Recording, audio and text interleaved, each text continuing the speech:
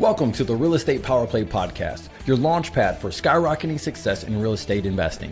I'm your host, Gabe Rodarte, alongside Mark Monroe. We're ready to bring you transformative stories, groundbreaking strategies, and the insider secrets of real estate giants. Get ready to accelerate your investment journey and become a true power player in the world of real estate. Hello, welcome to another episode of Real Estate Power Play Podcast. I am the co-host this week. My name is Mark Monroe. I got a special guest here, Kyle. Kyle and I, we've known each other for about a year and a half now, roughly? Yeah, I think about, coming up on, damn man, time flies, right? About 18, a year and a half, I'd say, almost 2 years now. Yeah. So now did we meet before I went in? Because you and I, we met at Houston's that time, and I don't remember exactly. Yeah, so we must have met just when I was diagnosed with being sick, because that's something we kind of correlate with each other. We both Yeah, had the same type of cancer, if you will. yeah, exactly. I know, life puts you through some shitty situations, but it's all about how you come on But top we're of it. good. It's like that. Yeah, that there's this cheesy Rocky quote. I wouldn't even call it cheesy, but it's called, it's not how hard you get hit. It's about how hard you can, or not how hard you can hit, how hard you can get hit and keep moving forward. So, yeah, I just kind of took it. I'm sure you looks like you're the same way. So, yeah, I know we met like obviously on Facebook, chatted, but never met in person. But then, yeah, in person probably like around a year ago. I mean, we all connect through social media. And I mean, I've talked to people throughout the years, and actually yesterday I actually just met somebody that's in Texas that we've been following, communicating. She's a real estate investor. Her and her husband were in town, on vacation. So we grabbed some Starbucks down there in Pompano. We should hit you up. I know you're not too far from that area. Yeah, I'm So in Pompano. I'm right here. Yeah, I'm right down the street. so Kyle, why don't you kind of tell everybody a little bit about yourself, a little bit about, what where you're at in your real estate journey, and you're kind of doing this part-time because you have a great full-time job, and that's, a grind. So why don't you kind of just give everybody a background? I know we were talking about you were just in California, out in oh my God, where were you again out there again? I'm Yeah, out blanking. in Newport Beach, Orange We County. literally just said this a second ago. Yeah. Hey, old age gets the best of us, Mark. But yeah, so just a little bit about myself. I just turned 30, so still I feel like I'm getting old now. Once I hit that 30 mark, my knees and hips start cracking way more than I'm used to. But yeah, I still like to think of myself as somewhat of a young buck. As Mark alluded to, grew up in Newport Beach, Orange County. I moved out here when I was 27. I honestly just kind of moved out because I felt stuck. And honestly, this is what kind of started and really kind of got the ball rolling in my real estate journey. I just felt like I was stuck in a position where I wasn't pushing myself. So I thought, hey, what better way to push myself than to actually move somewhere where I don't really know anybody, where I can further my career, where I can really just buckle down and get focused with my life. So I moved to an area called, those of you not familiar with South Florida, Fort Lauderdale. It's about 45 minutes north of Miami. But where I was a what we will call a seasoned area. I was definitely the youngest person by probably around like 30 to 40 years. So it was quiet, gave me a lot of a good time to study and really kind of just buckle down. So yeah, I really kind of just got into self-development. I guess that's kind of the precursor to me getting into real estate. I've always had a passion in real estate, but the self-development is really kind of what came first. So I developed there was a book called The Slight Edge and Atomic Habits, which talk about, doing little things. And I forgot what the last one is called by, it'll come to me probably later on and I'll just blurt it out in the middle of this interview. Basically the principle is you just start doing little things day by day, and it kind of compounds. And over time, you're just going to be, the slight edge that you do every single day is going to compound over time, and you're going to be that much ahead of other people. Then I did the Rich Dad Poor Dad route, Robert Kiyosaki, and that's kind of what really sparked back my interest in real estate. I've always had a very passion in real estate. My parents, they owned a rental property in Corona del Mar, which is a subset of Newport Beach. And a lot of my friends at USC were real estate development minors. So I interned at Lean Associates when I was in college. So I always just kind of had, again, that kind of background. But about 2.5 years ago, 3 years ago, that's really kind of when my journey started. Um, and I started doing, I wanted a low barrier to entry. If I messed up, I didn't want to, put all my eggs in one basket and, I left my 401ks deplenished. So I thought of, I did a lot of research, and how I started was, I read a few books and watched a lot of the older, Bigger Pockets podcast, stuff when they just started, Sure. which is probably like a decade ago now. Um, so then I just did a lot of research. I found a specific area, um, and this took a lot of time. I mean, it's not something you do overnight. It's definitely a process. But I learned from people, like Mark and other friends that have been in the industry for a while. Definitely leaned on them. Probably annoyed them to an extent, but I found an area in the Midwest, and then I did low income housing because again, it was a low barrier to entry. Um, and from there, I bought my first house in December of 2022.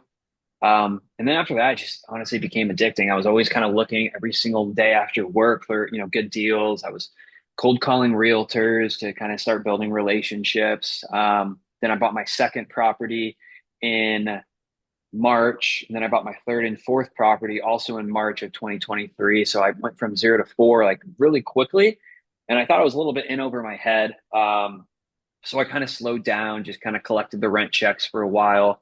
And then, yeah, I think, Mark, that's really kind of when you and I first started because I thought I probably can't afford just to be just buying houses. I can only hold 10 houses at a time with loans. So how am I going to scale out this strategy? How am I going to be able to do this full time one day? And then, yeah, that's kind of where I came across to you, reached out, bought your book, and then the whole kind of seller financing thing kind of came into the picture. But where I am now, it's I'm under contract right now with, let me do the simple math here, 3, 5, 10 different units right now. I have a total of 5 units right now. So in about, 20 days or so, 30 days ish, I'll have a total of 15. So I think that I'm at, my goal was 10. So, I'm in a good place and I Awesome. got to be happy and content. Awesome. Congratulations. Thank So you. you ever notice like when you started and you're kind of looking and looking and it seems like it's taken 4 months, 5 months, nothing's happened, and then all of a sudden it all happened at once. You're like you did four of them immediately. Do you kind of notice that's how the pattern works sometimes? Yeah, and that's how it actually. So I started with these other 10. I'm working with a partner right now, an investor, and yeah, we tried for months, probably 4 or 5 months before we came under contract with our first property, and that's how it was when I first started. My girlfriend, now fiance, at the time, I remember talking to her, and man, this is a lot harder than I thought it was going to be. Like, I don't think I'm ever going to find one. So I think it highlights the need of having like a good support system, whether it be your significant other, whether it be your parents, friends, somebody that can keep you accountable, but at the same time lift you up when you're feeling down. Because there's so many times where I just was like, I can't do this. I'm not right for this. Imposter syndrome kicked in. People have been doing this way longer than I have. They're again, much more seasoned in this. I don't, I, or they know more than I do. I mean, I'm not gonna be able to do this. So to your point, yeah, I think it's just about consistency. It's about, again, the slight edge, doing little things, a continuous process every single day. And you hit the nail on the head is about, you have to surround yourself with that people are going to lift you, not pull you back. And I can't tell you, I've talked to people and, they call me up and they're like, I can't tell anybody, my friends or family, because they just think I'm a moron for doing something like this, but you can do it and you have to surround yourself and you do need that good support system. And it's a prime example. Like what happens if somebody was around you and kind of went the other direction saying, oh, don't worry about it, you can't do this and stuff like that. How do you think that would have taken the path for you? Well, in this day and age, like you mentioned, social media connects everybody. Well, social media, you can block everybody. So I would hit that block Exactly. button faster than the Flash running around this building. So I'm full of bad analogies, by the way. But yeah, I would just disassociate myself to that person. I mean, because yeah, you are who you surround yourself with, and it's just Yeah. your negative things all the time. I mean, it's almost like psychological torture. You just gotta. Yeah. That's why affirmations and power positive thinking.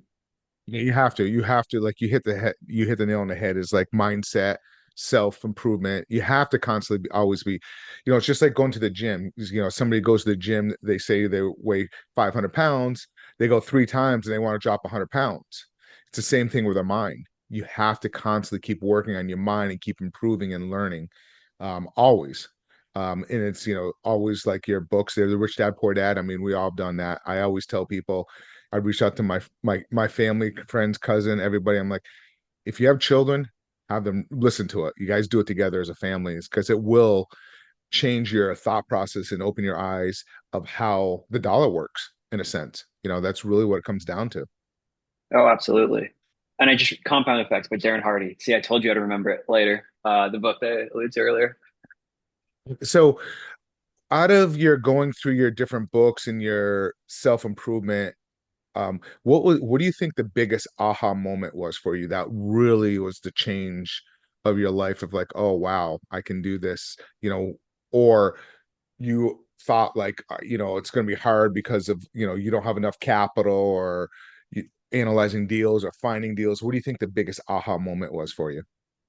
I think when I got my first one, honestly, it's that was the biggest thing. Once I saw that I could finally, find a good property, because that takes a lot of time. I think that was it, honestly. There's a lot of other kind of moments, but I think once I just got the first one, once I, signed those 200 papers that, give you writer's cramp, once I finished all that process and then finally got my Section 8 tenant in there, and I saw the rent checks, and, just my monthly payment on my mortgage was like $300, and then I was getting 1,100 a month direct deposit every single month from the government. I mean, it was, yeah, that's when I realized, like, oh man, this is real. I mean, it's tangible. I can actually see it in my own bank account, rather than just listening to somebody doing it or watching somebody else do it.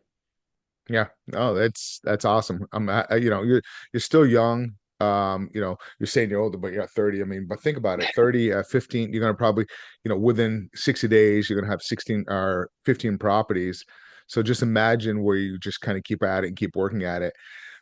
So when you analyze deals, and this is something that I want to point out, because some new people get into it and they get antsy and they end up taking a deal down that doesn't make sense just because they want a deal. You have to be very, very careful and selective, because if not, it could hurt you and put you under your first deal. So what were you, like you're saying, low entry point, you were kind of doing some research. What were some of the things that you were looking for when you were looking at a property? Yeah, so right, I think it's good to just follow one investing strategy. I mean, there's so many different ones, right? There's the appreciation route, there's the cap rate route, which is I feel like probably the biggest. There's cash on cash return route. So I think it's good to just kind of focus on one of those and then have the others as an ancillary benefit. So for me, what I did is I just focused purely on the cash on cash, because I knew that's a tangible thing that I could control. I feel like the other ones are they're great if they like appreciation. You got to, its average is like 6%. I know usually investors focus around like 3%, but I wasn't in it for like the long term. I want something that I could capitalize now. So when I was investing in these properties, I was doing purely cash on cash. And my number, I figured after I calculated, 10% for property management, 10% for vacancies, and 10% for maintenance, I was like, if I can get 30% cash on cash, like that's a home run deal for me. So I was very picky. You got to be, as you said, some people are get married to something they really like and they just don't want to walk away from it, which I find, I've been guilty of it. But looking at it in a vacuum and outside perspective, it's like, well, you've never lived there. You've never, a lot of times, never seen it in person. Like, why are you so married to this? You just got to, again, look at it from like a vacuum, black and white perspective only. Um, so to answer your question, yeah, I just focus on the cash on cash. And what I did is I used that calculation. I would take the PMI, add 10% of the fair market rate, and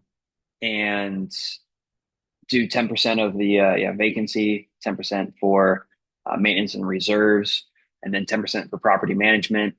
Minus that by the total rent, which would give you my specific number, and then minus the PMI as well. And if that came off of let's say I'm averaging like $500 a month, and I had to put down, like 15,000, the cash on cash would be around, 30%. And be like, okay, that makes sense. Let's do it. Yeah, wait till you start looking at doing some of these creative seller financing and you see their type of returns when you're getting really low down. Oh It's yeah. mind blowing. Yeah. You know, And that's what I'm looking for. And yeah, I think I told you we were trying to work on that really large unit, and fortunately that one fell through. But I thought, man, that's a game what, changer. But what was your numbers be on the cash on that particular one when it you're would be projecting like, it? I mean, it was zero down, so Yeah, it's like, I mean, infinite almost, right? I'm not a math major, but yeah, it would be I hear you. an obscene amount. So And those deals, yeah, they'll, just follow up because those things do tend to come back around. especially those If large you, ones. Yeah. Oh, yeah, they do. absolutely. Especially, So I'm I call them tired, tired landlords. That's what we call them. and that's what this guy was. And I think that's the key. I think you hit it there perfectly. Is this guy was an entrepreneur. He was a business owner. So he went all in on his logistics business, and he was just over it. His property was in great shape, making a lot of money, and also he was making like 2,000 a month from laundry units, which I thought was insane. So there's just so many different ways you can make money too once you have these properties. So even from like Section 8 in the city, or excuse me, the county where I am, I can't charge now for water, which is really unfortunate. But you can do other things like rent out a ceiling fan for $20 a month. You can rent out a garage space for whatever amount of months to kind of get that money back as well. So like you said, it's all about being creative. Yeah. One of the things that we did, we closed on a mobile home portfolio park deal in South Carolina. It was 4 different parks. And what we're Oh doing wow. is we're putting sheds and we're going to rent the sheds out to people on their property if they want that as well, or put them in different locations. Oh my gosh, that's amazing. That kind of reminds me of the show. Have you ever seen the show called Trailer Park Boys by any No, chance on Netflix? Oh my gosh. So there's this character Bubbles, and he lives on one of the sheds on one of the trailers. It's a hilarious show. Your IQ will definitely probably lower by like 20 points if you watch it, but I mean it's hilarious. But I'll have to I check it digress. out. Yeah. But yeah, I mean, you look at different ways of try to add revenue and make it beneficiary for the tenants to live in a property. And you're always looking to kind of capitalize. I mean, as you know, in multifamily or when you're kind of doing these things and your cap rates, if you can increase the revenue, you're just increasing the value, especially when you're looking at the commercial versus residential. So, but both ways work. But yeah, I would just keep following up on that particular one, and it works really well. So, how are you finding these type of deals? Like, what's your strategy? Yeah, absolutely. So, I'm under, I guess, so one's a triplex. I'll talk about the ones I'm under contract. So there's three different ways, I guess, that I found these. So one's a triplex. That one I found through one of my realtors. It was just on the MLS. I've actually looked at, this was one of the very first properties I ever looked at. So, Mark, back to your point of staying on top of them. Um, this was a interesting property because it's technically mixed use and it's zoned as commercial residential CR, meaning since that letter is a C that's in front of the R, it's technically a commercial building. So it's very hard to get a good loan on it with good terms. So that thing was sitting on the market for like two on and off for about like 2.5 years. And again, it was one of the very first properties I looked at, and I was very disappointed that we couldn't, close on it. Well, 2 years later, as I meet different people like Mark and other people, like Matt and in our group here, he introduced me to a lender, and we were able to actually get this done and get it for a really good price. 2 years ago, it appraised for about 205. We ended up getting it under contract for 164 plus they're going to pay the realtor fees. So, with just standard appreciation, I mean, this thing's going to probably appraise for 215. Also, the rents are really low. So once we get them stabilized, I mean, yeah, it's going to easily appraise for, north of probably like 230 once we get the FMR. I mean, it's running for like 2,200 right now. If we get it to FMR rate, it'll be around 3,000 a month. So, um, that's one that we got through a realtor that was listed on the MLS. The second That's one awesome. actually was you and I, Mark, got on a call with him not too long ago, probably about like 6 months ago. So he's a realtor that also works as a school teacher, and one of the kids that he teaches band to, I forgot what musical instrument, but Oh, I he let remember them him. know. We were on Yeah, Zoom with him. so Yeah, he's a nice yeah, guy. so yeah. So he actually he calls me probably like once a month or so, and he called me and he's like, "Hey, I'm gonna have a property you're interested in." And I was like, "Oh, okay, let's look at it." So he told me he's like, "Well, it's a duplex. It's a 2-1 3-1." He's like, yeah, the top unit was just recently renovated. They both were, but the top one was like recently renovated in the last few months. And he's like, it's getting rented for 950. The bottom unit, the tenant's been there for about 4 years and they haven't raised the rent, and it's 500. But he'll give it to you for 85. And even just now with those rents, I'm like, yeah, it's actually a really good deal. So we did a walkthrough at the property with somebody else that I knew there. And I just paid him, $100. One of the other realtors I work with, he said it looks great. He's very peculiar about the properties, which I appreciate, because about 95% of them we look at, he says no because of this, this, and this. So having, that stressing the importance of a good team, which I'm sure we'll get to. But so yeah, when we looked at this, it was already getting about, 14, I think 50 in rent on an 85K 85K purchase price property in very good shape. I mean, completely renovated. And once we get that stabilized, I mean, the bottom unit we could easily rent out for 1,200. So I mean, that's almost, $2,000 a month on an $85,000 property. Again, if you're Unbelievable. going off, yeah, 1% rule above the 2% rule, so very profitable.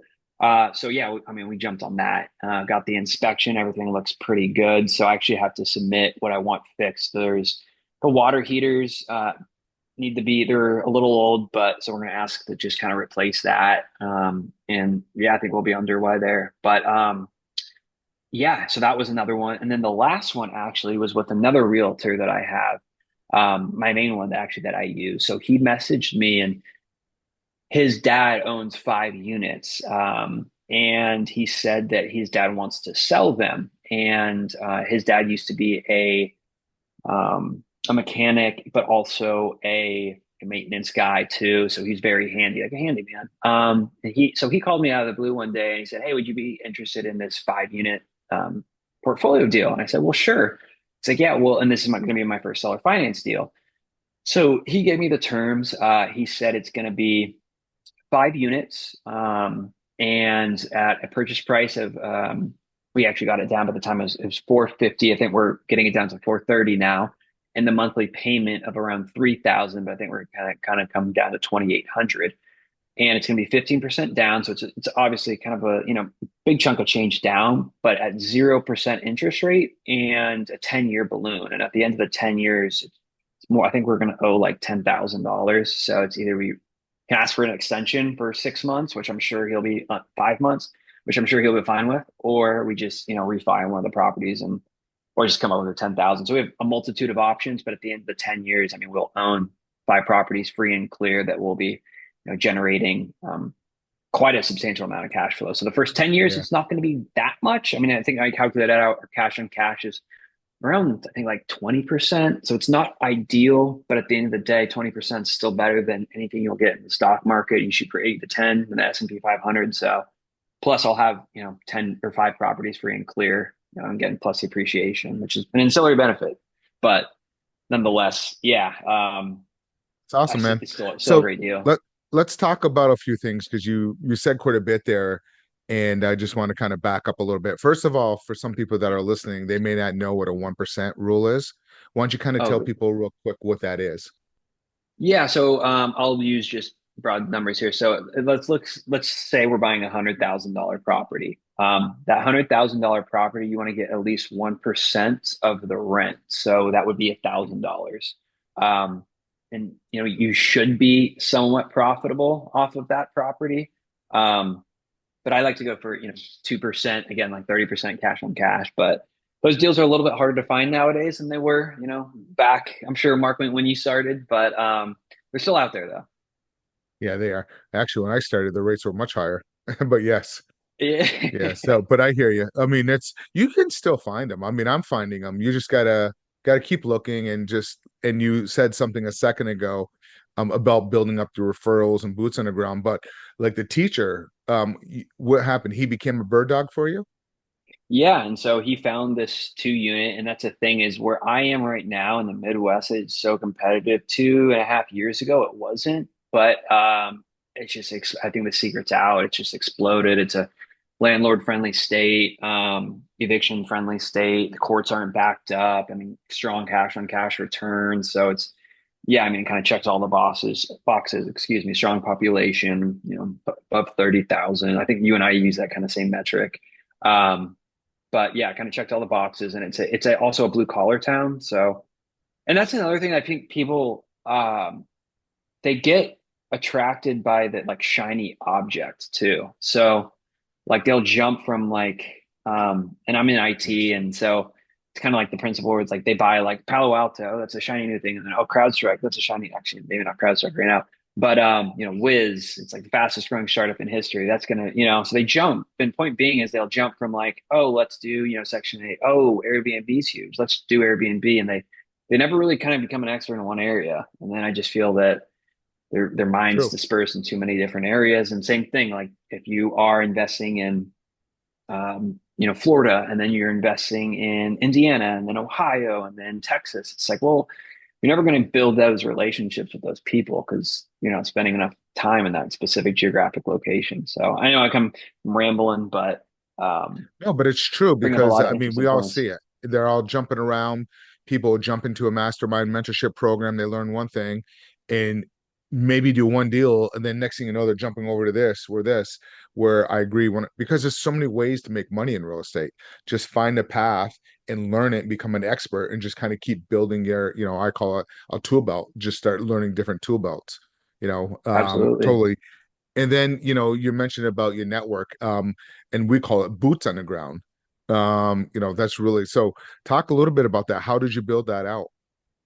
Yeah, absolutely. So I found a realtor who at first was my property manager, and he and I just connected pretty much right off the bat. But I definitely called a ton of different realtors, and it's kind of like, Mark, you use this analogy all the time. It's like a relationship. You're gonna, do your dating. You're gonna do your due diligence. You want to make sure that you find the right fit for you. And same thing with this. If this is going to be your, full-time job or side hustle, you're still putting in, 10 hours a week plus. So you're still spending a lot of time. So you got to make sure that one, it's somebody you get along with, and two, and probably more importantly, it's somebody that you trust.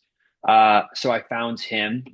From there, he connected me with different lenders, and it was kind of just, a multitude effect. I found different lenders, and then I found different people, like in and I use Thumbtack a lot too. So, um, and I'll rewind a little bit actually. So he became my property manager, and he was, pretty good, but the reality is a lot of property managers, like 99% of them are not the best. So once he left, yeah, it was a disaster. I had a unit that he rented out in like 2 weeks. And then when the renewal came up, that person left and they couldn't fill that property. They actually dropped the ball with Section 8. We had somebody rented for, I think, like 979 a month. And so that duplex we rented out for 979, and then this person was actually going to be over 1,000. And I bought that duplex for 85 again, well over 2% rule. But they dropped the ball in the Section 8 paperwork, and they didn't respond to the inspector, and they didn't respond to the person who like issues the RAFTAs. And what the RAFTAs means is, in layman's terms, is just like basically a sheet you fill out that tells you all of the intricacies about the property. Like, does it have a gas stove, how many bedrooms, bathrooms, just basic information about the property. So they didn't respond to him. And then that tenant, said, oh, okay, I'm going to go elsewhere. And that's what happened. They couldn't fill that property for, 3 to 4 months, 5 months. And they used every excuse in the book. And then finally, my fiance, and she's a lifesaver. So she is like, I can, help you with this. I can do this. This is pretty easy. So yeah, we called them, and we voiced our frustration. We're like, look, this is ridiculous. And they're like, well, we've tried this. We've tried really hard. We've tried really hard. It's like, well, I work in IT security. If I call, let's say, Delta Airlines, and they, and I worked for CrowdStrike, and I just said, hey guys, I really tried really hard. I did my best, everything I could. I get, you lost millions of dollars of revenue, and, now you have all these lawsuits from all these different states. But yeah, guys, I tried really hard. What do you think they're going to tell me? They're going to go tell me to kick rocks, and they're going to probably come after me. So, yeah, that's what happened. It's funny. She made one Facebook post, and we found a Section 8 tenant, got them in there. inspection done in probably under 3 weeks. And that was just from one Facebook post, not posting on Zillow, Realtor.com, any other sites, Turbo Tenant, Craigslist, anything. So, and then for the boots on the ground now, we found somebody on Thumbtack, which is like an application you can use to, book different things, whether it be an HVAC mechanic, whether it be somebody to run errands for you. It's just like a multitude of different things. So found a boots on a person to kind of handle my keys and just day-to-day tasks. I need like a small repair done. I can just call them and they'll come and do the repair. And So let's talk about that because Angela, yeah, she you weren't on our call Tuesday night, but she was banging her head because she had two task rabbits on the same desperate. property and they just never showed up on Oh my both of them. gosh. And they're saying something about the lines of whatever the schedule time that she booked. And I guess these people were booked. Excuse me. So I'm assuming you talk to these people, you set the expectations, you tell them to go out, like, manage that because that is key when you guys are looking and you're trying to do stuff virtually, boots on the ground. You need to make sure that you set the right expectations so you don't run into these problems. Why don't you talk a little bit about that, how you find these people and how do you manage it? Because we'll have Angela listen to this. Yeah, so I'm not sure the subtle intricacies of TaskRabbit, but with Thumbtack, you're able to see reviews. So there was two people that I found, So you and they use both have. Thumbtack and you use Thumbtack or TaskRabbit I use or both? Thumbtack, not. Okay. Yeah, I've never used. I've heard of TaskRabbit. I've just never used it. I was just under the impression it was for like small tasks, like I'm running Yep. the store like an Instacart or something like that. But Thumbtack, you can get very granular. You can find electricians, HVAC mechanics, and things that get usually pretty expensive or pretty cheap. So I found some. I just typed in, kind of general contractor, and I messaged two people. I'm like, hey, this is what I'm looking for. I'm looking for somebody that will kind of manage the day-to-day stuff. If I have a showing, I'll, gather all the people there for you and I'll pay you half the rent that we get for the first month. So if it's $1,000 a month, they'll get $500 for kind of just, showing the property and whatnot. So I messaged a few different people. I got on a phone call with two of them, a Zoom with two of them. And so I did initial phone call, Zoom, and then I kind of created a deck of, hey, this is, and you have to be very clear on what you're looking for. So I said, here's a little bit about a little bit of background about me. This is what I'm looking to do. These are my goals. This is what I'm looking to accomplish. This is where I think you should come in. Any thoughts, feedback, questions? And they both were up for it, but we just ultimately went with one person just because we felt a little bit more connected to them. And it's been great since. They've been very on top of it. They've been managing little things like getting the grass cut every 2 weeks. But besides that, it's pretty much hands off. I mean, we do all the maintenance requests through our property management software. Um, and yeah, if we need help with like I don't know, the other day So what do we you needed to use? get the. What do you use for your software? Yeah, so I use a property software called Nago. The reason why I use that is because those other ones like Buildium, Appfolio are just meant for large scale property management companies. They're not very user friendly. So I found a Nago. One, it's free. How they make their money is when you do the like background check and application, it's like $40 the tenant pays for, which we'll refund if they move in. But it's great because when you start working with investors or like Section 8, if it's split payments, you're able to split the payment. So if there's a utility portion that they're paying for, it's $50 a month, then you can charge them that and they'll send that to you directly as opposed to, they're $1,050 a month for like the total amount that they owe. And also if you're like working with investors and it's like a 70-30 split or whatever your split is, you have the ability to put in two specific bank accounts and then split them out that way too. I So like it's it. just very, user Yeah, friendly. we use apartments.com and it doesn't have that feature. How do you spell this particular one? Yeah, so it's Inn, N is a Nancy, N is a Nancy, AGO. Does realtor.com own them? I don't know. I Okay. don't think so, but yeah, it's something to look into. Yeah. I don't want to say And for it's all certain, I'm but assuming it's all web-based, cloud-based web. correct. Yeah. Yep. Yeah, And exactly. then tenants just link their bank accounts and just pay it directly through there. Yeah, exactly. Yeah. And they do the background Maintenance checks. request and all maintenance request and all tickets. Okay, nice. And Yep. Mark, it's so funny the amount of maintenance requests now that I've gotten versus when I had a property manager has dropped. I've only had one, and every single time it was like two or three a month with my property management, and you're just like, wow, they were just doing anything.